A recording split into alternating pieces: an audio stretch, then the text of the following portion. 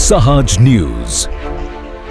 સુરતમાં જમનાબા ભવન લોકાર્પણ પૂર્વે ભવ્ય બેઠક, 150થી વધુ કાર્યકરો સાથે રચાયો અનોખો રેકોર્ડ. નમસ્કાર, સહજ ન્યૂઝ સાથે હું છું ગોપાલ પેશાણી.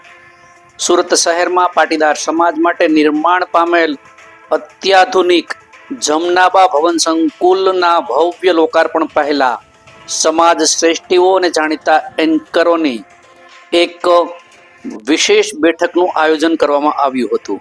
આ બેઠકમાં સંકુલની વિશેષતાઓ તથા લોકાર્પણ મહોત્સવની તૈયારીઓ અંગે વિસ્તૃત ચર્ચા કરવામાં આવી હતી.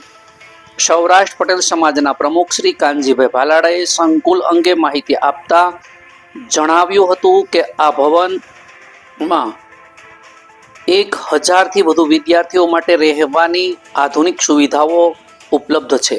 આ સંકુલ માત્ર એક હોસ્ટેલ નથી, પરંતુ વિદ્યાર્થીઓના સર્વાંગીણ વિકાસ માટે કેન્દ્ર બની રહે છે.